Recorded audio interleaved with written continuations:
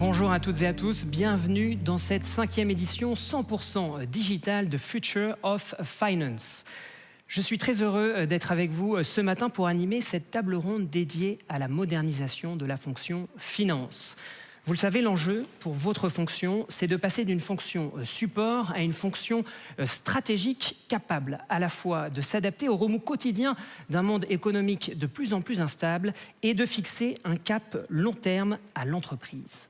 Et pour réussir cette transformation, bien sûr, les technologies sont de formidables alliés, mais elles seules, elles ne peuvent vous faire basculer dans le monde d'après.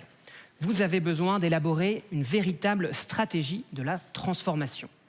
Alors, comment mener un projet de modernisation pérenne de la finance dans votre entreprise? C'est ce que nous allons voir avec Johanna Josselin, Finance Transformation Officer de la SNCF, le groupe public de transport ferroviaire, évidemment, mais plus largement de la mobilité. Nadine Pichelot, directrice financière d'Anaplan, spécialiste de la planification financière connectée. Jean-Christophe Méniou, directeur financier d'AXA Investment Managers, filiale du groupe AXA et expert de la gestion d'actifs. Sébastien Maquet, directeur financier de Louvre Hôtel Group, deuxième groupe hôtelier européen. Charles-Henri Royon, vice-président pour la zone EMEA de TradeShift, plateforme collaborative au service de la supply chain. Et enfin, Sébastien Canizzo, partner chez Deloitte au sein de la practice Finance Transformation. Mesdames, messieurs, bonjour. Bonjour. Je m'adresse en premier lieu à tous ceux qui nous regardent simplement pour vous dire que vous pouvez évidemment commenter nos échanges et poser vos questions dans le chat qui est présent sur la plateforme www.futureoffinance.fr à laquelle évidemment vous êtes connectés. Sébastien Canizzo, je me tourne d'abord vers vous. Cette finance fonction stratégique en soutien des métiers, en véritable business partner. On l'a touché du doigt avec la crise sanitaire? Effectivement, Pierre, avec la crise sanitaire marquée par la période de confinement, une période de confinement d'ailleurs différente en fonction des pays, qui a entraîné des fermetures de frontières, d'usines, de commerces en cascade, et potentiellement une rupture totale d'approvisionnement ou une perte totale de chiffre d'affaires. Les fonctions finances ont dû complètement bouleverser leurs prévisions budgétaires, leur atterrissage. Et de fait, cette notion de business partner, dont on entend parler depuis des années, est peut-être devenue un peu plus prégnante. Les entreprises ont évidemment dû s'adapter, elles ont dû presque toutes, quel que soit le secteur, refaire des plans, le refaire plusieurs fois, très rapidement. On entend parler de termes qui existaient depuis longtemps, mais qui a été resté parfois lettre morte, de beyond budget, de rolling forecast, donc des termes au cœur de cette notion. Qui sont devenus une actualité? Qui sont devenus pour beaucoup une actualité, puisque même la top line, on ne la connaissait pas à un horizon, une semaine, un mois, et potentiellement quel que soit le secteur. Donc effectivement, la crise a été un accélérateur. C'est vrai pour le contrôle de gestion et pour le pilotage de la performance, mais c'est vrai aussi pour les fonctions comptables qui ont dû, par exemple, faire des clôtures à distance. C'est vrai pour les infrastructures informatiques qui ont été parfois mises à mal, avec ne serait-ce que le problème de bande passante. Pour autant, la crise, c'est pas forcément le driver de la modernisation, ça existe depuis longtemps. Il est intéressant de constater que dans la plupart des secteurs, des équipes transformation de la fonction finance, on en a un exemple aujourd'hui, ont été créées depuis peut-être 5 ans, 10 ans maintenant chez les précurseurs. Ces équipes regroupent des éléments qui existaient déjà auparavant, des maîtrises d'ouvrage, des équipes projets, mais on a vu se structurer des fonctions transformation qui portent différents noms et qui ont un rôle potentiellement plus large, à la fois sur les systèmes, sur les process, aussi sur la transformation ou l'accompagnement des talents dans le temps. J'espère qu'on aura l'occasion d'en parler. Et donc, la finance doit être un acteur de sa transformation et pas juste les subir. Un dernier mot, c'est un impératif, je pense, pour les salariés et notamment les jeunes générations. Je pense que les carrières seront probablement différentes dans certaines fonctions. On aura peut-être des carrières plus courtes dans un même métier, avec une envie peut-être des plus jeunes d'avoir des rotations, des parcours différents. Et donc, une certaine capacité à être agile, à se transformer, à proposer des parcours de carrière, est aussi, à mon sens, un élément important pour la finance. Ça, c'est pas le Covid, ou la Covid, pardon, qui l'indique, mais voilà, c'est un élément important. Donc oui, la crise a probablement accéléré les besoins de transformation qui étaient déjà là depuis maintenant quelques années. Nadine Pichelot, Johanna Josselin, Sébastien Maquet, Jean-Christophe Ménou. Sébastien Canisot nous rappelait finalement l'ensemble des enjeux liés à cette transformation de la fonction finance. Il nous dit que ce sont des mutations qui existaient avant la crise sanitaire, mais est-ce que cette crise du Covid, finalement, n'est pas quand même un révélateur des transformations à accomplir? Johanna Josselin. Alors, si je commence, moi, sur le sujet déjà, est-ce qu'on a été capable pendant cette période de faire ce qu'on devait faire, donc la clôture, les reporting, etc., dans des conditions à peu près normales ou dans des délais à peu près normaux, compte tenu du fait qu'on ne pouvait pas être sur site? Chez nous, la réponse est clairement oui. Pour beaucoup de raisons, en fait. On est très bien équipés, on fait beaucoup de télétravail depuis déjà de nombreuses années. On a beaucoup de choses, enfin on ne travaille plus avec du papier, donc ça n'a pas été une vraie problématique. Donc ça déjà c'est un bon point, et merci à notre direction informatique qui en a été un grand acteur. Ensuite, est-ce que ça a révélé des difficultés, des manquements, des choses particulières ? Bien sûr, je pense que l'information n'arrive jamais assez vite. Le sujet de la qualité est un sujet.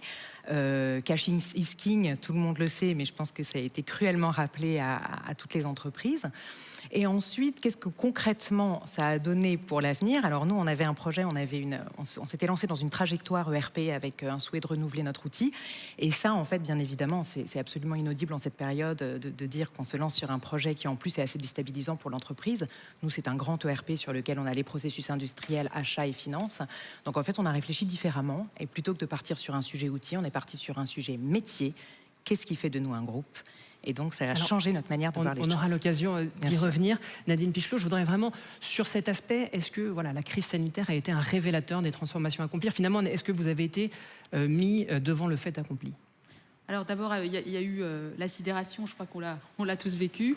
On s'est occupé de nos collaborateurs. Puis après, je dirais qu'il y a 3 choses essentielles que j'ai vues. Une première nécessité qui était de raccourcir les cycles de décision. Nous, on a vu des cycles de décision qui étaient très longs avec les clients. Je reste à l'essentiel, je ne sais pas. Donc le je ne sais pas posait un problème, et peut-être un problème après dans la digitalisation de certains projets. La deuxième chose, c'était ce qui était important, et je vais prendre un exemple personnel, c'était pour moi, il a été important, ça a révélé le fait de la crucialité de saisir les signaux de la demande. Je veux dire par là que pour toutes les personnes qui ont été en télétravail, comme je le suis toujours, qui n'allaient plus au bureau, j'ai utilisé beaucoup moins de maquillage, par exemple. Donc je pense que les sociétés qui ont fabriqué du maquillage ont peut-être dû s'adapter. Donc une vraie demande qui a évolué au fur et à mesure et qu'on ignorait. Et le troisième point, c'était vraiment piloter avec le regard porté vers le futur, beaucoup moins vers le passé, donc avoir un vrai rôle plus d'analyste et d'acteur pour la finance que de contrôleur, mais effectivement un petit peu compliqué. Donc ces 3 points, je pense que les maîtriser a permis de développer l'agilité qui était cruciale pour ce que j'appelle l'optimisation des ressources, parce qu'on a eu tous des budgets à défaut constant, voire restreint, et c'était comment on investissait justement ces fonds qu'on avait dans cette situation de crise. Alors, Nadine Pichelot, c'est intéressant parce que vous avez à la fois la casquette de directrice financière pour votre organisation et également, en tant qu'éditeur, vous avez du pilotage financier des entreprises connectées. Vous avez accès à des cas d'entreprise. Comment vous avez ressenti les choses du côté de vos clients? Alors, je vais prendre l'exemple de clients pour illustrer ce propos, qui sont dans le secteur du bâtiment. Donc le secteur du bâtiment, très impacté par le confinement, puisque je crois que leur demande est passée de 100 à 10% en une semaine. C'est ce qu'ils nous disaient. Donc il y a 2 cas. Le premier, c'est Lafarge Holcim. Donc c'est la division ciment qui utilise Anaplan. Et ils nous ont expliqué qu'en fait, ils en étaient à faire donc ils ont travaillé sur leur plan commercial. Et en fait, ils se sont aperçus qu'en affinant énormément leur plan commercial et leurs demandes, ils ont été capables d'avoir un impact important sur leur chaîne d'approvisionnement et sur aussi potentiellement les fermetures d'usines, donc le matériel et l'immatériel. Donc vraiment être capable, à partir de la demande, de réagir très rapidement au niveau de comment j'adapte en fait mes stocks et ma force vive. Le deuxième cas, c'est Onduline. Donc Onduline, c'est une entreprise qui fabrique des toitures. Et donc Onduline, eux, ils sont clients d'Anaplan depuis quelques temps sur différents cas d'usage. Et en fait, eux, ça leur a vraiment permis 20 pays. Donc comme Sébastien le disait tout à l'heure, le confinement n'a pas du tout été le même dans les 20 pays. Donc de réagir aussi là, très localement, et d'avoir des résultats consolidés très réguliers, si ce n'est quotidiennement. Sébastien Maquet, comment ça s'est passé de votre côté chez Louvre Hôtel Group? Qu'est-ce qu'a révélé finalement la crise sanitaire? Louvre Hôtel, on est une entreprise, on a plus de 1600 hôtels dans le monde, dans à peu près une 60aine de pays. Et la crise, elle a montré déjà une disruption profonde du modèle. L'ensemble des pays, que ce soit évidemment la France, l'Allemagne, la Pologne, mais aussi on a des hôtels en Chine, on a des hôtels en Inde et au Brésil. Je vous rejoins. Déjà, premier point, c'était un point de sidération. Le deuxième, c'est on est remonté sur le cheval et puis on a regardé déjà le niveau du cash. Les hôtels, ils ont été fermés et c'était de manière assez massive. Donc, première exigence, l'amélioration du pilotage du cash, je vais dire en mode haute fréquence. C'est-à-dire quasiment tous les jours ou tous les 2 jours, on regardait ce qui allait arriver. Deuxième élément, nous, on a un besoin de mesurer évidemment la top line, donc le chiffre d'affaires, et aussi le suivi de la masse salariale dans des entreprises comme les nôtres. C'est quelque chose qui est extrêmement important. Et il y a eu un vrai besoin de suivi de ça. Le troisième, ce qu'on a mis en œuvre assez vite, n'ayant plus aucune référence à rien du tout, puisque on a mis en place des phases de reprojection tous les 15 jours sur l'ensemble des directions, et évidemment en mode BBZ, donc en mode base zéro, assez basique, mais qui pour nous était quelque chose qui était nouveau. Le quatrième point, c'est on a digitalisé nos opérations transactionnelles. Alors, on était encore un peu papier. Et ben la Covid nous a fait passer sous une forme d'accélérateur sur une digitalisation contrainte et forcée, à la fois évidemment de tout l'aspect fournisseur, mais aussi sur la signature d'un certain nombre de contrats. Donc c'est plus disruption qui est un accélérateur finalement d'éléments qui étaient en genèse avant. Charles-Henri Royon, crise sanitaire a été effectivement un accélérateur de la digitalisation. Vous l'avez observé chez TradeShift? Ouais, très clairement, parce que la crise sanitaire a fait que tous les processus traditionnels ont été mis à mal. Typiquement, j'étais encore la semaine dernière avec Eramet qui nous expliquait qu'ils organisaient des transports par taxi de ballots de factures pour aller amener les factures aux pauvres personnes qui ne pouvaient plus aller travailler dans le centre de services partagés. Et une fois qu'ils avaient ces factures, ils ouvraient le papier, ils le scannaient, ils le digitalisaient comme ils pouvaient. Donc ça a été un système complètement à revoir, grâce à des produits, bien sûr, de digitalisation beaucoup plus souples. On y reviendra. Jean-Christophe Ménioux, je termine le tour de table par vous. Qu'est-ce qu'a révélé la crise du Covid dans votre entreprise? Déjà, ça me fait penser à quand j'étais directeur des risques d'AXA, dans un job précédent, en particulier pendant la crise des subprimes, il y avait une phrase de Warren Buffett que j'utilisais souvent, qui était c'est quand la mer se retire qu'on voit ceux qui n'ont pas mis de maillot de bain. Et en fait, je crois que cette phrase, elle est complètement vraie, c'est-à-dire que toutes les crises, et celle-ci, toutes les crises sont des accélérateurs de tendance, et sont des révélateurs de transformation. On a vu ceux qui étaient bien préparés, ceux qui étaient moins bien préparés, mais de toute façon, quel que soit notre degré de préparation, on a tous galéré, souffert dans cette crise. Et moi, je pense qu'il ne faut pas parler au passé. C'est-à-dire que c'est pas derrière nous, en fait, seulement. C'est même devant nous. Et je crois que 2021 va être une année très difficile pour nous tous. En 2020, on a eu un impact chiffre d'affaires, mais moi, je ne crois pas au scénario en V miraculeux où tout à coup, tout va revenir à la normale en 2021. Donc, on va tous avoir de manière récurrente sur 12 mois des pertes de chiffre d'affaires. Et pour autant, les actions qu'on a entreprises sur la réduction des coûts dans un contexte de crise qui était celui de 2020 vont être plus difficiles à rendre récurrentes en 2021. Donc, un des grands enjeux qu'on a aujourd'hui dans l'entreprise, c'est comment on rend récurrentes ces baisses. Alors, les voyages ont baissé, le marketing a baissé, les événementiels a baissé, mais on va recommencer à revoir nos clients, j'espère. On va recommencer à faire des événements. Et pour autant, on aura quand même cette baisse de chiffre d'affaires à absorber. Donc, il y a un sujet de transformation de l'entreprise. La seule façon de rendre récurrentes ces économies, c'est de transformer l'entreprise. Alors, c'est l'occasion pour moi justement de rappeler un chiffre qui est donné par le baromètre Future of Finance, qui a interrogé 132 entreprises à l'occasion de cet événement. Et justement, pour 40% d'entre elles, clairement, la crise sanitaire va accélérer leur projet de transformation digitale. Et la top priorité d'investissement pour 2020-2021, c'est le pilotage du cash. Voilà, pour effectivement aller dans le sens de ce que vous venez de dire. Alors comment on fait justement, Jean-Christophe, pour transformer des économies one-shot en réduction de coûts récurrentes? Alors moi, j'ai pas de baguette magique, évidemment, mais il y a plusieurs pistes de solutions. La première, c'est de transformer notre relation au travail. Donc ça, vous l'avez bien vu avec le confinement, on a tous découvert l'efficacité de nos collaborateurs quand ils travaillaient depuis chez eux. Chez AXA IM, on a fait un sondage. Il y a 91% de nos collaborateurs qui sont favorables à avoir de manière permanente un système de télétravail au moins 2 ou 3 jours par semaine. Donc ça, c'est win-win. Le collaborateur est demandeur, l'entreprise aussi. Ça va permettre quand même de réduire de manière substantielle les mètres carrés, en particulier dans des villes qui sont chères en termes de loyer. Et on peut compter une économie de l'ordre de 30 à 35% juste là-dessus. Donc ça, c'est une première piste.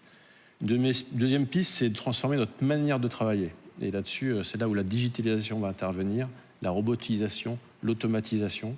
Ce n'est pas des solutions nouvelles, mais ça nous force tous à accélérer dans cette direction-là.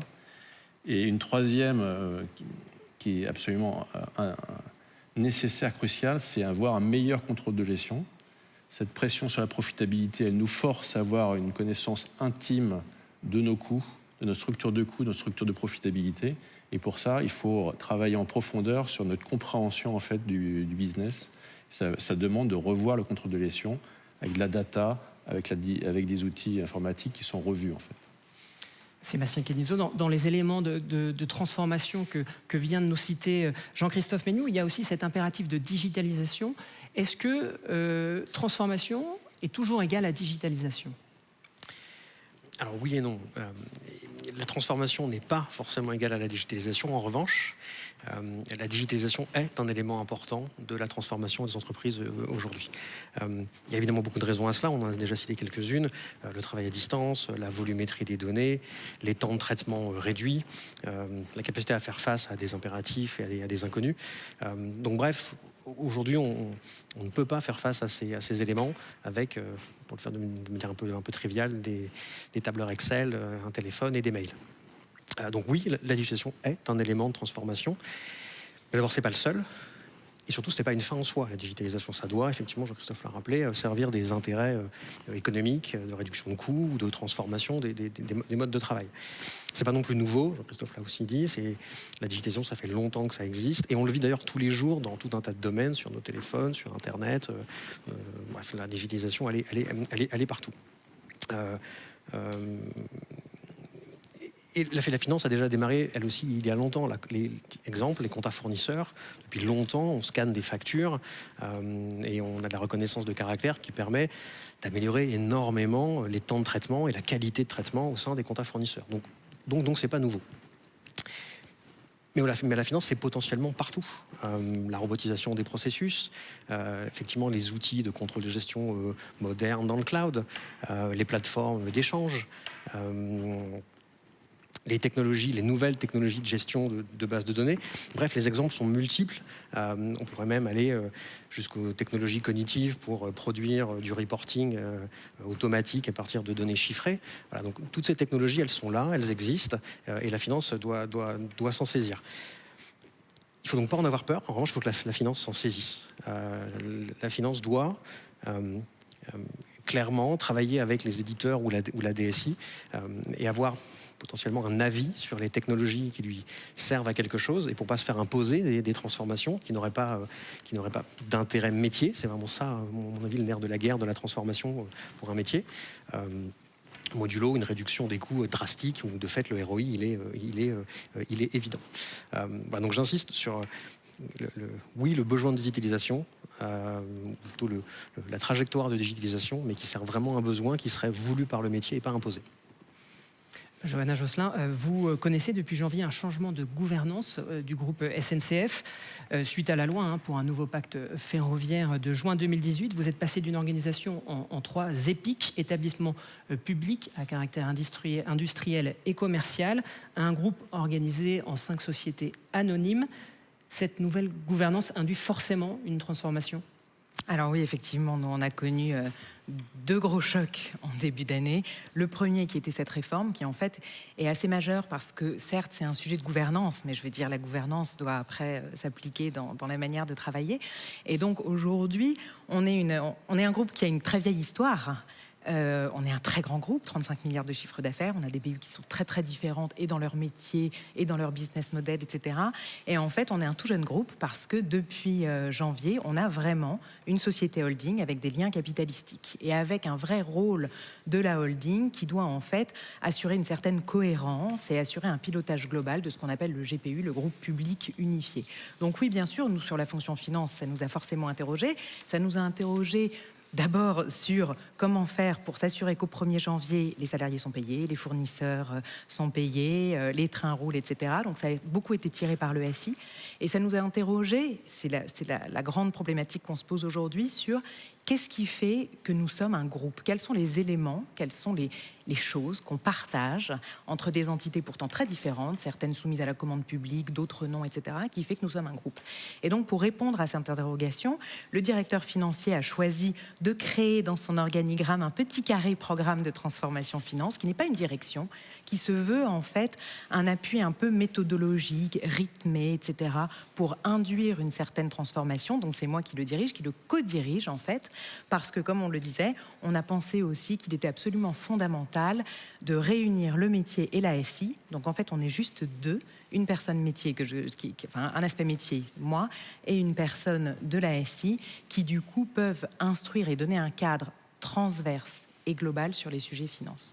Vous avez commencé à donner quelques clés, mais je voudrais qu'on revienne vraiment sur vos méthodes de conduite de ce changement, justement, parce que vous avez commencé à initier ce changement plusieurs années déjà, avant que s'opère cette nouvelle gouvernance.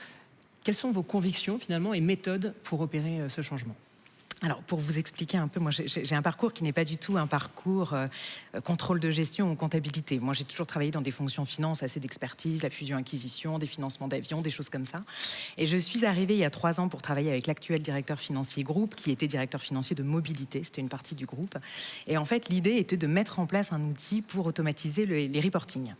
Donc on est parti en fait sur cette démarche. Je vous avoue que je ne connaissais rien. Même le mot transformation de la fonction finance, c'était quelque chose qui m'évoquait pas grand-chose. Et en fait, après avoir beaucoup vu d'éditeurs, après avoir vu nos BU, parce qu'en fait la transformation c'est chez elles que ça se fait. Le côté business partner, c'est vraiment dans les BU qu'il a lieu. On s'est rendu compte en fait que vous pouvez avoir la voiture la plus puissante du monde, c'est pas ça qui va vous faire gagner les 24 heures du Mans. C'est-à-dire que l'outil est certes quelque chose de fondamental, on en a parlé, mais ce n'est qu'une partie, et l'expression du besoin métier, le fait d'embarquer les équipes, le fait que chacun se sente acteur, c'est quelque chose qui est assez fondamental. Donc c'est sur ça qu'on a surtout travaillé. Comment fait-on justement pour les mobiliser ?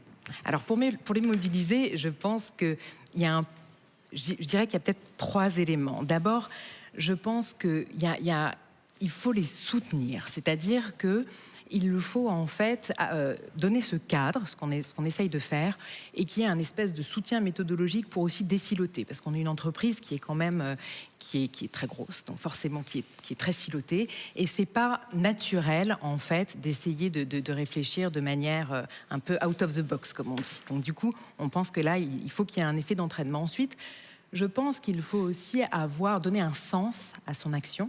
Nous, on a un sens qui nous semble assez évident, qui est en fait la gestion des irritants, la gestion des difficultés.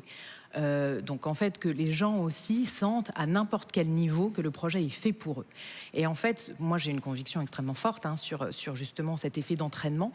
On est dans une période extrêmement morose, on en parlait un petit peu tout à l'heure, et je pense que l'enthousiasme, la vision est quelque chose qui peut aider à libérer les énergies, et je pense que c'est très important. Sébastien Maquet, chez Louvre Hôtel Group, vous avez cette particularité d'être un groupe français détenu par un actionnaire chinois, Jinjiang International, et vous avez également une présence dans 60 pays. Quand on s'engage dans un projet de transformation, comment on gère cette complexité finalement liée à une multiculturalité? Nous, on a été racheté en 2015 par un groupe chinois qui s'appelle Jingjiang International, qui est le numéro 2 mondial de l'hôtellerie, qui a plus de 10 000 hôtels dans le monde. Hein. Et assez vite, Jingjiang nous a poussé à mettre en place un plan de transformation financière. Ce plan de transformation financière, il en a résulté d'abord la création d'un département de transformation financière, assez basiquement, pour fédérer les énergies.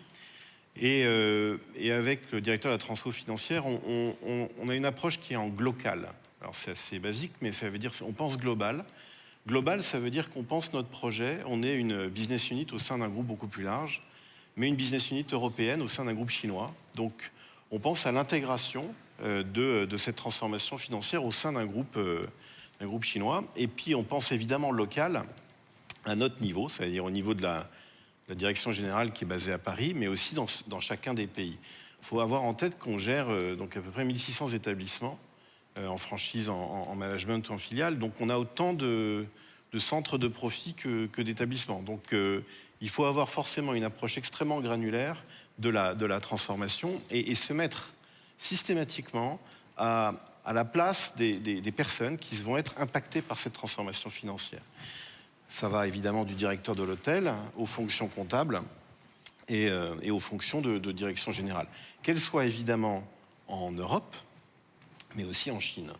Et donc, on ne conduit pas un projet de transformation en Chine de la même manière qu'on le conduit évidemment en Europe. Et donc, ça implique chez nous une vision qui est systématiquement en double détente. On communique, on rassure, on rend service, on apporte de l'insight vis-à-vis de notre actionnaire chinois. Et on fait de la même chose vis-à-vis des équipes et des parties prenantes chez nous, que sont évidemment les équipes financières et puis les équipes opérationnelles. Et alors vous êtes en phase justement d'unification de l'ensemble de vos processus financiers transactionnels au plan européen. Un projet qui implique évidemment de la transformation, de la digitalisation. Quelles sont selon vous les clés d'un business case réussi ?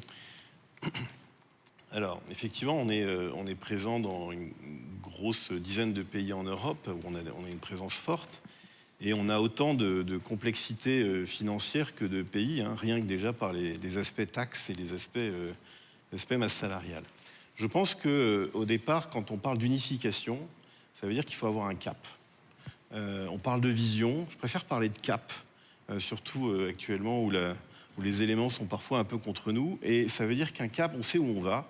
On peut pour autant tirer des bords, mais en tous les cas, on a un axe qui est extrêmement précis.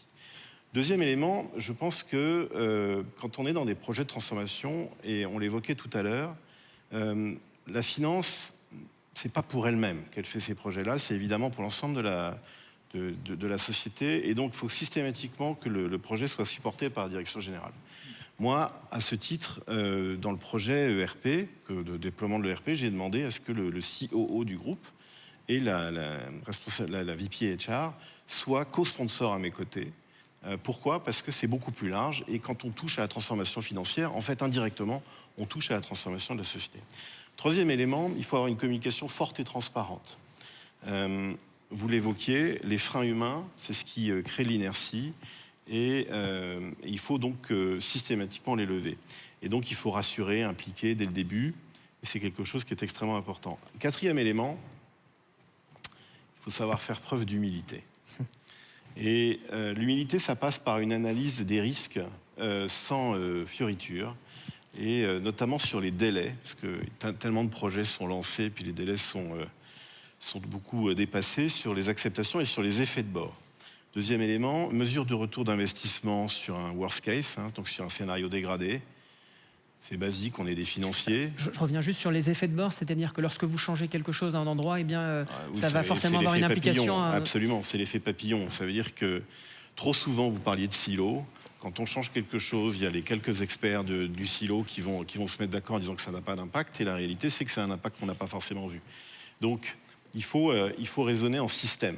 Et c'est très compliqué, et donc ça implique d'être assez large. Le troisième élément que je vois, c'est qu'il ne faut pas subir. Et donc, c'est-à-dire qu'il faut faire énormément de scénarios permettant de voir permettant de voir des différentes options pour pouvoir se mettre dessus. Le quatrième, c'est que payback rapide. Les paybacks dans les projets de transformation sont toujours beaucoup trop longs et donc il faut être humble et il faut se dire que le payback doit être rapide et un minima en lien évidemment avec l'horizon du business. L'agilité, j'enfonce une porte ouverte, mais les projets de transformation sont des projets qui sont long terme et donc systématiquement, et c'est ce que nous on essaye de faire, on a mis en place une veille des bonnes pratiques. Entre le moment où on lance un projet et le moment où il est délivré, il peut y avoir des innovations, des nouveautés. Il faut savoir les capter. Septièmement, qui est pour moi l'élément le plus important. C'est cette analyse de la demande, cette captation de la demande dont vous parliez, Nadine Pichelot, au tout début. Oui, je pense qu'il faut être capable effectivement de s'ajuster et puis de changer. J'aime beaucoup la notion de voyage et d'avoir le GPS qui dit prends peut-être le chemin à gauche maintenant parce que ça va t'amener peut-être plus de résultats et un résultat tangible. Tout à fait d'accord. Je crois aussi beaucoup à la politique des petits pas, voire des tout petits pas. Parce que j'aime bien cette comparaison qui est que les grands édifices, les grands bâtiments, en fait, c'est pierre après pierre qui ont été construits. Et le sujet, c'est dans la continuité qu'une transformation s'élabore. Et donc, pierre après pierre, chaque jour posé. Et c'est quelque chose. Et dernier point, qui pour moi est un élément d'entraînement très fort, c'est vis-à-vis des équipes. Quand on dit petits pas, c'est pas petit succès, c'est pas petite victoire. Il faut savoir célébrer les victoires. C'est extrêmement important pour éviter les effets tunnels. Évidemment, ça fédère l'engagement, l'implication des équipes. Et ça permet, on est dans des mondes qui évoluent à toute vitesse. Et il faut savoir reconnaître, s'arrêter, regarder et faire un post-mortem et puis repartir. Et donc il faut savoir parfois se mettre en pause, célébrer pour mieux réaccélérer derrière. Nadine Pichelot, Sébastien Maquet vient de nous donner beaucoup de clés pour un business case réussi. Je voudrais qu'on revienne sur la notion de petits pas et de payback rapide. Finalement, quel est le premier pas à effectuer pour avoir un payback rapide ? Pour avoir un payback rapide, je pense qu'il faut prendre pour moi, choisir des processus. Alors, il y a les processus transactionnels, on peut y revenir comme la facturation. Si on reprend ça, nous, on est une société totalement dématérialisée, on est en travail à la maison, on travaille sur le cloud, mais nos clients et fournisseurs ne le sont pas toujours. Donc, pour moi, il y a l'importance de l'écosystème dans tous ces processus, parce que la facturation, moi, j'ai des clients qui m'ont demandé de leur envoyer des factures papier. Donc la digitalisation, je pense que le point de l'écosystème est important. Et deuxièmement, j'aime toujours dire que quand nous, on va présenter un appelant à des clients, je dis toujours aux commerciaux, il faut trouver les points de douleur de nos clients. Parce que je pense que des processus qu'on veut et des transformations, c'est aussi sur quelque chose qui vous coûte beaucoup de temps. Ces points de douleur dont vous parliez aussi. Beaucoup d'argent, aussi pas forcément d'engagement des collaborateurs, donc ça peut être des projets aussi qui sont fédérateurs. Donc je dirais que ça, ce sont des éléments importants. Charles-Henri Royon, par quoi faut-il commencer quand on initie un projet de transformation ? Tout dépend de l'ambition du projet. Si l'ambition du projet, c'est de se regarder le nombril et de ne pas aller beaucoup plus loin, on peut commencer par le bon de commande, on peut commencer par la fiche fournisseur, etc. Si l'ambition du projet, c'est de réellement créer l'entreprise étendue, c'est un petit peu ce que vous disiez, de mettre et d'impliquer l'écosystème. Dans ce cas-là, il y a un éléphant là qui est au milieu de la place qu'on oublie complètement, c'est les fournisseurs. Or, comment onboarder les fournisseurs, comment les mettre à contribution dans un projet de digitalisation, c'est quand même le nerf de la guerre. Or, la seule vraiment façon de les aborder et de les intéresser, c'est d'envoyer la facture. Donc, effectivement, le point de départ, c'est la facture. Même si la facture en elle-même est un processus qui est plutôt rébarbatif, on remonte après la facture parce qu'on a onboardé les fournisseurs et on permet derrière d'accrocher tout un tas d'autres processus que l'entreprise a besoin de digitaliser. Pour ça, il faut une plateforme ouverte, qui soit agile, mais ça, j'en reparlerai quand vous le voulez. Alors, justement, je rebondis encore sur le baromètre Future of Finance. On a interrogé 132 entreprises et la top priorité, une des top priorités, c'était justement la dématérialisation du processus procure-to-pay. Sur ce point particulier de la digitalisation du traitement des factures, vous avez dit il faut commencer par la facture. Quelles sont les bonnes pratiques, mettre au cœur le fournisseur, c'est ça vraiment la bonne pratique qu'il faut faire quand on se lance dans un projet de facturation électronique? Tout à fait, c'est voir grand. C'est voir grand et voir rapide. C'est éviter de faire des petits bouts de projet ficelles. Ça ne veut pas dire qu'il ne faut pas mesurer pas à pas et célébrer chacun des étapes. Alors, ce que vous appelez petit bout de projet ficelle, c'est par exemple juste scanner les factures Tout papier. à fait. Le scanning de la facture, c'est presque une blague. C'est de l'ersatz ou c'est du papier qui avance masqué dans un bal masqué. On avance. Enfin, on n'onboard pas les fournisseurs avec du scanning. C'est juste du PDF planqué. Donc, il faut voir grand. Faut avoir absolument, dès le départ, je pense à Eiffage ou des gens comme ça, ou Unilever. Unilever, c'est 80 000 fournisseurs qui ont été onboardés très rapidement avec des effets très rapides. C'est on supprime le helpdesk au bout de 3 mois. Le helpdesk fournisseur, terminé. Il n'y a plus Alors, besoin. quand vous dites fournisseur onboardé, c'est-à-dire que vous avez recruté sur votre plateforme TradeShift, c'est ça, hein, pour Tout à fait. Excusez-moi, rentrer dans recruter. un processus de facturation électronique. C'est ça, tout à fait. Donc c'est célébrer très rapidement des petites victoires. Le helpdesk qui s'arrête, ça c'est une petite victoire. Ça paraît tout bête, mais c'est énorme.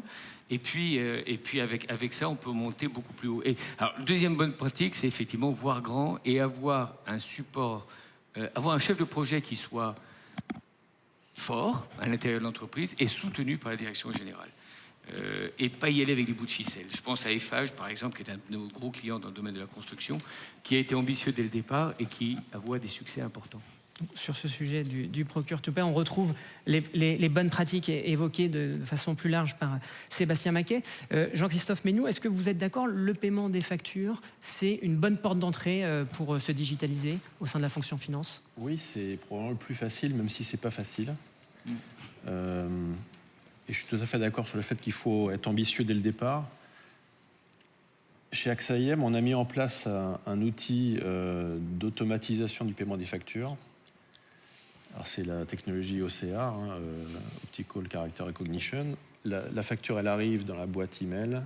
L'automate lit l'email, ouvre la pièce jointe, reconnaît le fournisseur, reconnaît le montant de la facture, vérifie qu'il y a bien une commande, et s'il y a une commande, il est capable de payer et d'écrire ça dans les livres de compte. Donc ça, c'est automatique, 24/7. Au départ, je m'étais fixé un objectif de 60% à peu près des factures. En réalité, on est presque à 80% aujourd'hui. Donc, on voit que ça marche bien. Ce qui est intéressant aussi, peut-être, c'est de partager une autre expérience qui n'a pas si bien marché que ça. C'est le RPA, donc le Robotic Process Automation. On en a mis en place. Je ne veux pas dire que ça ne marche pas, parce qu'il y a plus de 100 process qui sont automatisés chez AXA IM. Mais moi, j'avais identifié dans la fonction finance une 30aine de process avec l'intention de les automatiser. Et finalement, on est à moins de 8 aujourd'hui qui sont automatisés. Et pourquoi ça? Parce qu'on n'a pas de business case. Et très souvent, on s'est aperçu que le RPA est un bon moyen de changer la façon de travailler. Il ne fallait pas en attendre des économies aussi substantielles que ce qu'on avait prévu initialement. Parce qu'on gagne quoi en automatisant des gestes en fait, répétitifs de nos collaborateurs? On gagne un quart d'heure par jour, on gagne 1 heure par semaine ou une demi-journée par semaine. Et c'est des 1 heure par-ci, 1 heure par-là. Mais in fine, ça améliore la qualité de travail et l'équilibre vie professionnelle et vie personnelle de nos salariés, ce qui est déjà très bien. Il ne faut pas en attendre, en tout cas, une transformation. Donc voilà, c'est ça que je voulais partager. Et si on commence à penser grand et à penser la transformation de la fonction finance, je pense qu'il faut parler d'autre chose. Il faut parler de l'automatisation du contrôle de gestion et de la data. Parce qu'un des grands enjeux qu'on a tous devant nous, parce que l'automatisation du placement des factures, c'est fait déjà chez un grand nombre d'entre nous. Il y a beaucoup de choses. RPA, c'est déjà utilisé beaucoup, mais là, je crois, en tout cas, là où le bas blesse, et je pense qu'on n'est pas tout seul à avoir ce problème-là, c'est utiliser l'intelligence artificielle pour essayer d'automatiser le contrôle de gestion. Et pour ça, ça demande une qualité de la donnée pour laquelle on est très très loin aujourd'hui. Ça veut dire refondre aussi ces systèmes d'information. Il faut nettoyer la donnée, mettre une gouvernance avec des contrôleurs, suivre une taxonomie, avoir une qualité irréprochable, éviter d'avoir des doublons, des choses comme ça. Et ça, c'est un projet de transformation sur plusieurs années. Autant le RPA ou l'OCR, c'est des choses qui se mettent en place sur quelques semaines, voire mois. Autant transformation du système d'information pour améliorer la donnée et l'utiliser. Ça, c'est un projet de long terme où il faudra avoir je suis d'accord avec ça, des petites victoires. Moi, j'appelle ça des petits pas pour pouvoir montrer des progrès. Et c'est à terme ça qui nous permettra, nous, en fonction finance, d'être des vrais partenaires du business. Sébastien Maquet, vous êtes d'accord avec ce que vient de nous dire Jean-Christophe Ménoux? La première étape finalement pour un projet de transformation digitale ambitieux de la fonction finance, c'est la data? Je pense que la data, c'est le point d'entrée. C'est le seul point d'entrée par lequel il faut commencer. Le reste est processus. La data, c'est la mine d'or, en fait.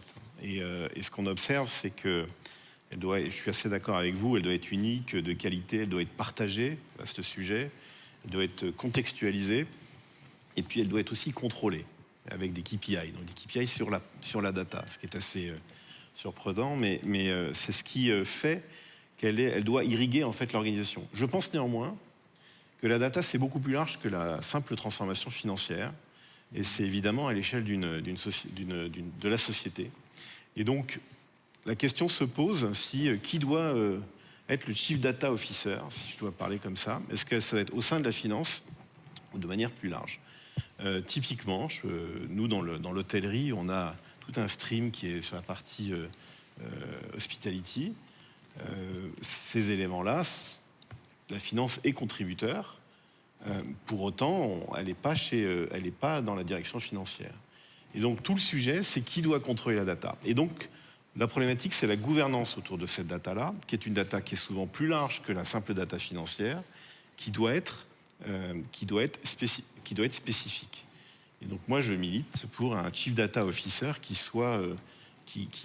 reprenne, en fait, que ce soit côté commercial, finance, et puis l'ensemble des fonctions clés. Ce qui, en revanche, est important, c'est au-delà de la data, il faut savoir embarquer les participants sur cette data-là. Il y a énormément de fonctions qui ne comprennent pas l'intérêt d'avoir une data unifiée, contextualisée. Et donc, il y a un très gros travail de formation des équipes à l'enrichissement de cette data. Et je pense que le sujet, la data, on sait tous qu'il faut la travailler, mais on ne sait pas comment le faire. Et pour ça, il y a un travail d'évangélisation à faire au sein des équipes, au-delà de la finance même, probablement. Alors, je voudrais peut-être faire un tour de table sur cette question du Chief Data Officer. Et en effet, est-ce qu'il faut le rattacher à la fonction finance? Est-ce qu'il faut qu'il soit indépendant et qu'il ait vraiment cette transversalité? Est-ce que quelqu'un veut intervenir là-dessus? Nous, ce qu'on a vu dans les projets qui marchaient assez bien, c'est qu'on a vu effectivement des Chief Data Officers qui étaient rattachés à la finance dans un premier temps, qui travaillaient, parce qu'on est tout à fait d'accord sur tout ce qu'on a dit, sur la qualification, sur la qualité, plutôt que la quantité, parce qu'en avoir des masses, mais pas savoir trop ce qu'on en fait, pas forcément idéal, et aussi la sécurité. Donc c'est là aussi que je pense que l'impact avec les CIO, avec l'IT, prend toute sa splendeur, parce que l'IT est très important dans comment on assure aussi la sécurité des données. Et j'aime beaucoup votre concept d'unicité. Moi, je l'amènerais aux indicateurs clés, aux KPI, parce que je vous donne un exemple. Nous, dans notre monde du logiciel, le taux de renouvellement des clients est évidemment très important, puisque ça nous coûte beaucoup moins cher de renouveler un client satisfait que d'acquérir un nouveau client.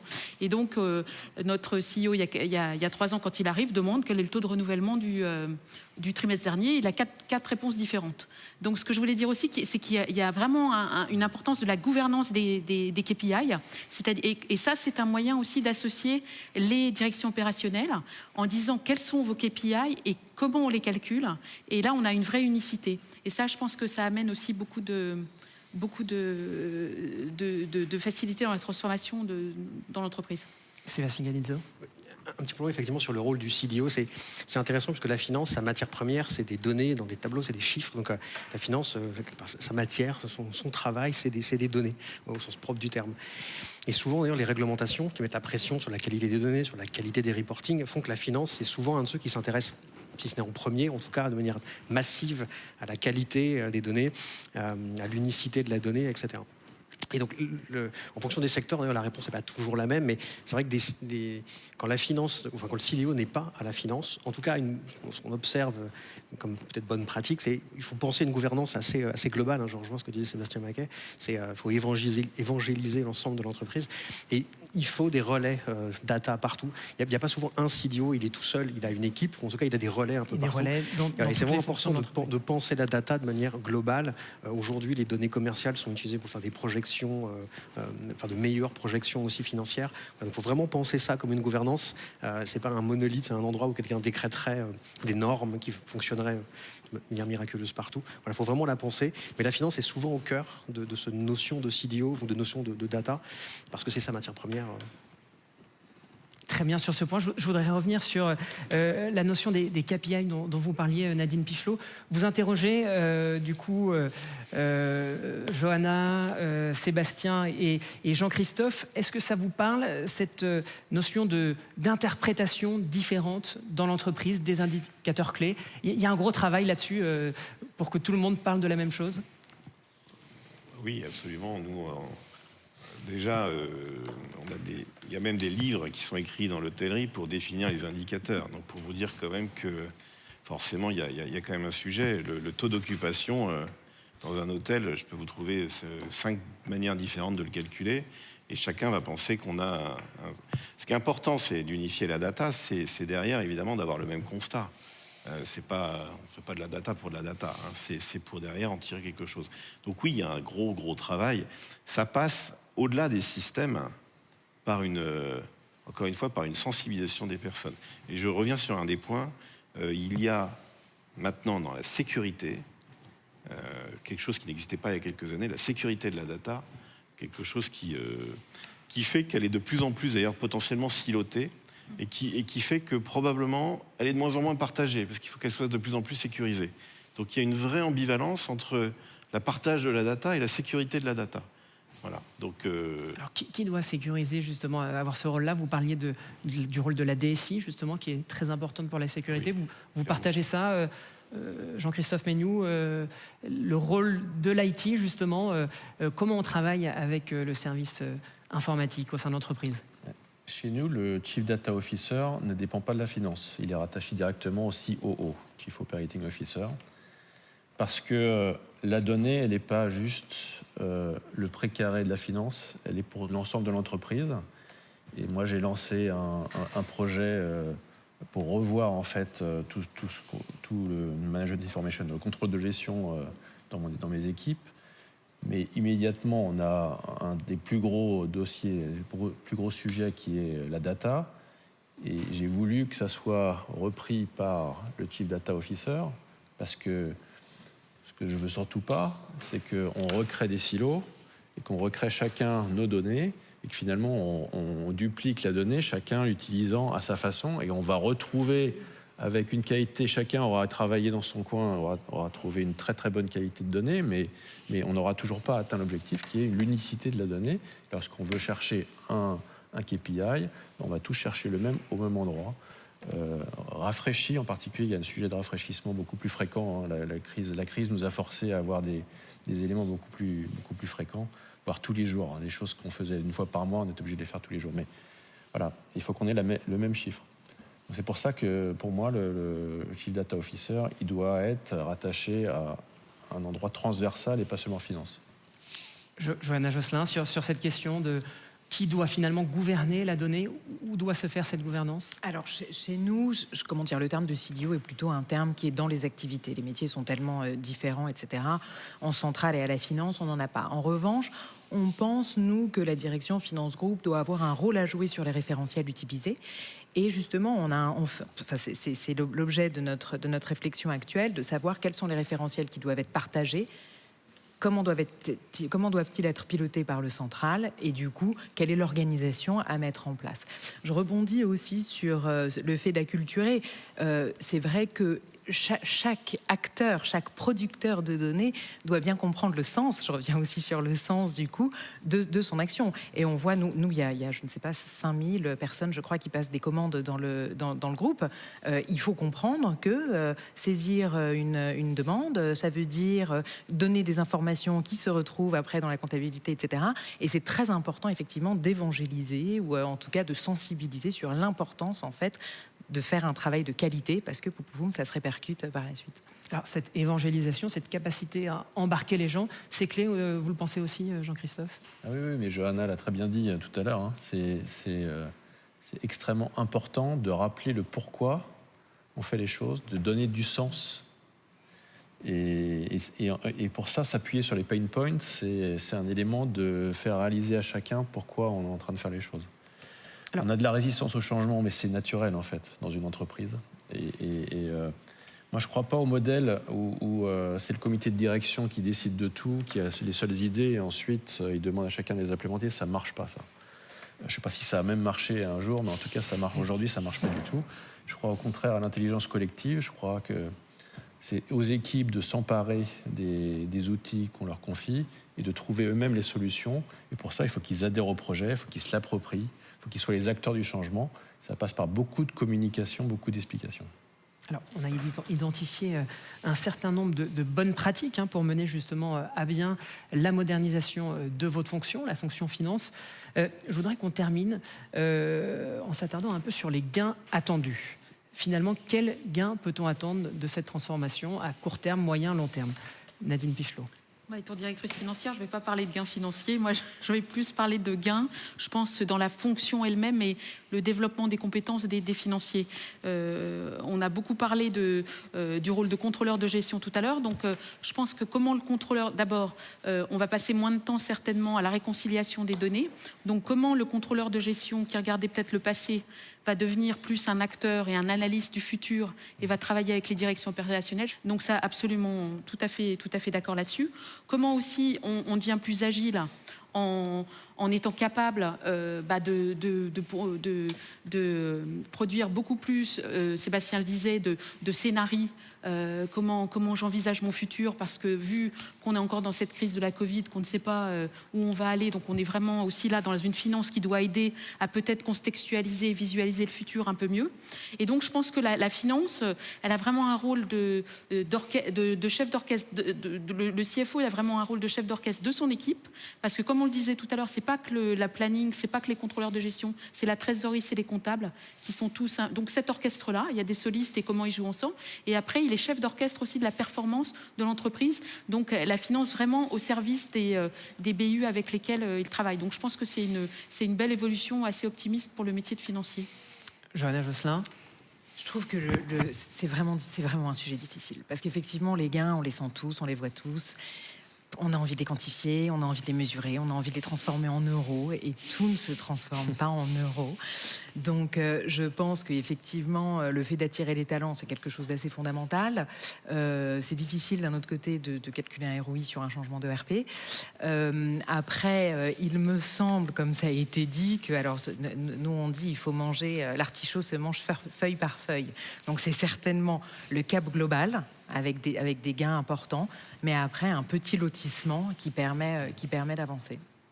Charles-Henri Royon, quels sont les gains à attendre d'une digitalisation, et en particulier d'une digitalisation du processus procure-to-pay? Le premier, on l'a vu tout à l'heure, c'est la simplification des processus internes qui permet d'être plus agile, plus rapide et d'éviter d'avoir des coûts. Le deuxième, c'est une direction financière. Il ne faut pas oublier que le principal enjeu, c'est s'assurer que le cash is king, que le fonds de roulement existe, est là. Et pour ça, le fonds de roulement, un des meilleurs leviers, c'est d'à la fois payer plus tard et plus tôt les fournisseurs. Alors pour ça, ça paraît complètement un oxymoron, ou complètement antagoniste, mais en réalité, c'est possible avec des outils financiers, avec des sociétés qui permettent de financer les factures en amont, leur permettre tout de suite d'être identifiées qu'elles sont réglables, de payer le fournisseur, on lui facilite la vie, et en même temps allonger ses délais de paiement. Pour ça, il faut faire intervenir des intermédiaires financiers. Alors, il y a tout un tas de vieux produits qui existent sur le marché, mais qui n'ont jamais vraiment donné satisfaction aux directions financières. Aujourd'hui, il y a des nouvelles choses qui peuvent se faire. Jean-Christophe Méniou, quels sont les gains principaux à attendre d'un projet de transformation qu'on a évoqué ensemble? En tant que CFO, j'attends, quand on me présente un projet, d'avoir un ROI, mais il faut reconnaître aussi qu'il y a des projets sur lesquels il faut sortir de cette logique-là et se dire que c'est plus un enjeu de conviction, de transformation en profondeur de l'entreprise. C'est un enjeu stratégique, parfois même de survie de l'entreprise. Il faut accepter d'avoir des projets dans lesquels on ne sait pas mesurer le ROI. Et je crois que ce dont on parle là, la transformation de l'entreprise avec les outils digitaux, ça perturbe énormément l'entreprise, mais c'est une nécessité pour se préparer pour le monde de demain.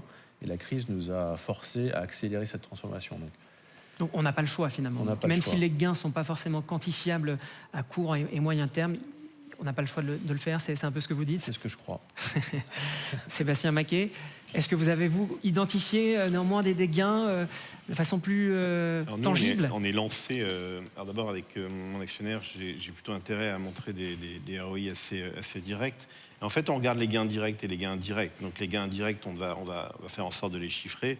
C'est évidemment la réduction des coûts, le gain de temps. Alors après, on peut voir ce qu'on en fait.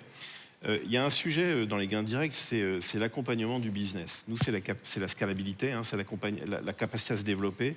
Et quand on digitalise, on unifie. Quand on unifie, quand on a plein de pays européens, ça nous permet d'aller beaucoup plus vite quand on doit racheter ou intégrer des nouveaux hôtels. Ça, c'est dans les gains directs et c'est assez rapide de le chiffrer. Dans les gains indirects, vous l'avez dit, on parle d'attraction et de rétention de talent.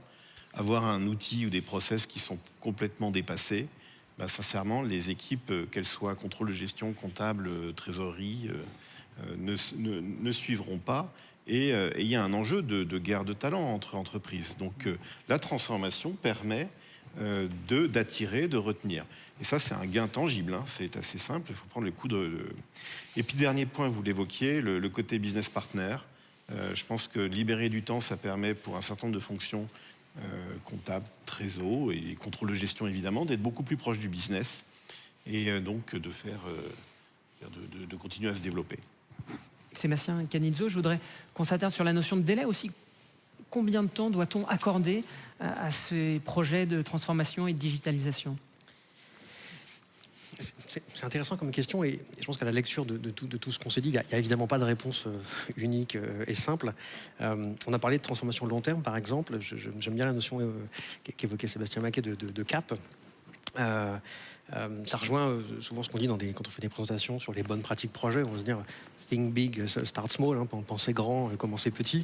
Ça rejoint d'ailleurs la notion de petits pas avec si possible des paybacks rapides. Même si un payback, on l'a dit, un payback en euros, c'est pas toujours possible. Donc j'aurais tendance à dire que, sauf exception sur des refontes complètes d'une plateforme comptable mondiale où on a une roadmap à 5 ans, un projet de transformation doit être relativement court. On doit voir des résultats tangibles relativement rapidement. 1 an, 2 ans max, ou 2 exercices pour pas attendre un effet tunnel de 2 ans. Voilà, ça doit être relativement rapide. Et encore, sur les grands projets ou les grandes roadmaps à 5 ans, il va falloir qu'on va faire des lotissements, on va faire un corps modèle et des déploiements. Et à chaque fois, on veut voir un résultat. Donc un projet avec un effet tunnel monstrueux, c'est probablement pas une bonne pratique, ça le sera sûrement de moins en moins, et des investissements colossaux sur 5 ans, je crois que c'est pas trop dans l'air du temps. Ces projets rapides et courts, c'est-à-dire rendus possibles aussi par l'évolution de la technologie. Il faudrait remercier, on ne fait peut-être pas assez toutes les avancées que nous amènent les éditeurs ou les DSI. Les outils modernes sont plus agiles, plus rapides, les infrastructures sont plus légères. Donc c'est aussi possible, et c'est rendu possible par la technologie parfois, de faire des projets plus courts, de faire des proof of concept rapidement. Et ça, c'est intéressant de penser use case, de penser agilité, même si ça s'inscrit dans une roadmap long terme. Est-ce qu'on n'est pas entré dans l'ère finalement de la transformation permanente? On parle déjà depuis de nombreuses années du lifelong learning. Est-ce qu'on n'est pas dans le lifelong transformation? J'allais finir par ça. Je pense que la transformation, il y a des projets de transformation, mais la transformation, et on l'a vu avec l'arrivée, il y a des équipes de transformation finance, mais pas que, il y a des transformation office globalement dans les entreprises désormais. La transformation, ça doit devenir un mindset, ça doit être permanent, ça doit être porté par les équipes. Je me permets de prendre l'exemple d'une banque où beaucoup de pilotes, beaucoup de proof of concept ont été faits par les équipes elles-mêmes, où le responsable transfo finance fait appel aux bonnes volontés des équipes comptables, contrôle de gestion, reporting, et les sollicite pour qu'ils testent même des technologies, qu'ils fassent des POC avec des éditeurs, afin que finalement le besoin ou la demande d'évolution, elle vienne de la base et qu'elle soit portée par le métier. Alors, il faut après, on parlait tout à l'heure de scalability, quand on veut faire de la scalability, il faut travailler avec l'IT pour respecter les besoins de sécurité, les problèmes de volumétrie, les problèmes les coûts de licence, etc. Mais il faut que ça vienne de la base, il faut que ce soit permanent et que ça vienne de la base. Et juste un dernier mot, je pense que c'est d'autant plus important en temps de crise, et Jean-Christophe l'a dit tout à l'heure, je crois que la crise, faut pas en parler au passé, ou en tout cas, même quand celle que nous vivons aujourd'hui sera passée, il y en aura d'autres. Ça fait 20 ans que je suis chez Deloitte, j'ai connu le 11 septembre 2001, la crise des subprimes, la Covid, et je pense qu'il y en aura d'autres. Et donc ceux qui réussiront, les éditeurs, les entreprises, seront celles qui auront cette capacité à évoluer rapidement et à se transformer quelque part en permanence en réponse à une crise, quelle qu'elle soit, ou à des évolutions fiscales, quelles qu'elles soient par exemple, ou réglementaires. La transformation, une question de mindset, d'état d'esprit. Il faut finalement se transformer de façon permanente. On terminera sur cette idée. Merci à chacune et à chacun de vos témoignages et de vos retours d'expérience. Future of Finance continue. Rendez-vous aujourd'hui à 14h pour découvrir un face-à-face inédit entre Karine Picard, directrice France d'Oracle, et Gérald Carsanti, président de SAP France. Leur vision, leurs ambitions, leurs véritables différences. 1 heure de débat. N'oubliez pas également de vous inscrire au Benchmark Meetings. C'est une dizaine de micro-sessions d'1h30 afin de vous partager un benchmark de solutions et de bonnes pratiques en fonction de vos priorités. Bonne journée. Rendez-vous donc à 14h sur www.futureoffinance.fr pour le débat entre Oracle et SAP. Et il me reste à moi à vous souhaiter une très bonne transformation à toutes et à tous. Au revoir.